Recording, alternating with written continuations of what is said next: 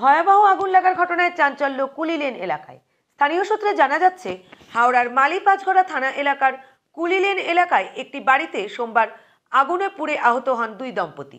ঘটনার খবর পেয়ে এলাকার স্থানীয় বাসিন্দারা ও পুলিশ আধিকারিকরা ছুটে এসে তাদের হাওড়া হাসপাতালে নিয়ে যান।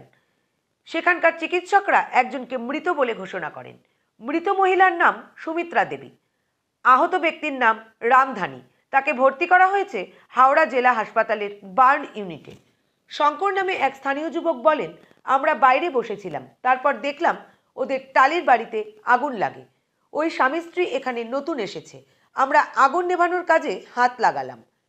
পুলিশ আধিকারিকরা ঘটনাস্থলে আসে। দমকল আসার আগেই আমরা আগুন নিভিয়ে দিই। ঘরে ঢুকে দেখি দুজনেই কাঁপছে। তাদের হাওড়া হাসপাতালে নিয়ে যাই।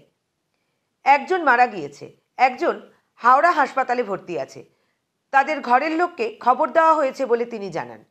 কিভাবে আগুন লাগলো সে বিষয়ে এখনো জানা যায়নি। পুরো ঘটনাটি তদন্ত শুরু করেছে হাওড়ার মালিপাঁচঘড়া থানার পুলিশ আধিকারিকরা।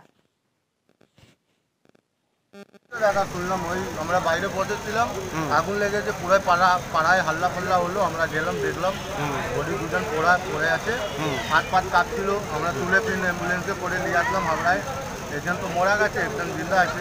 দেখি আগুন কি মানে কিসের বাড়ি, এটা ফ্ল্যাট না কোনো টালি? হ্যাঁ, টালি বাড়ি আছে, সব টালি বাড়ি। ভাড়াটা আমাদের 4-5 দিনই হচ্ছে এদের আসলে, নতুন এসছে ভাড়াটা। আগে কোথায় থাকতো এরা? আগে আমরা জানি না কোথায় থাকে। এরা কি স্বামী স্ত্রী? হ্যাঁ, স্বামী স্ত্রী। তারপর পুলিশ গেছিল ঘটনাস্থলে? হ্যাঁ গেছিল। মানে আগুন লেগে গেছিল? সব আগুন সব বুঝালো হলো, লাইন ফাইন সব পুরো লাইন এসে গেছিল। কারেন্ট হয় না, কারেন্ট পুরো চলে এসেছে। দমকলে গাড়ি গেছিল? না, দমকলে না, আমরা সব পাড়ায় লোক সব বুঝিয়ে দিয়েছিল।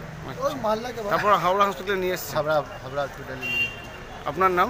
শঙ্কর উপাধ্যায়।